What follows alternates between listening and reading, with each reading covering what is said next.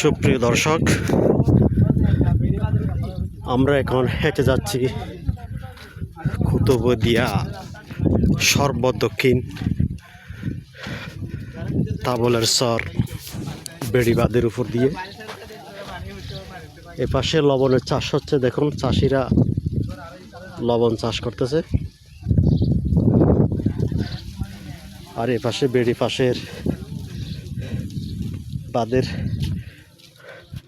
বাড়িগুলো আমাদের আবুল হোসেন স্যার, যার উদ্যোগে কুতুবদিয়ায় আসা।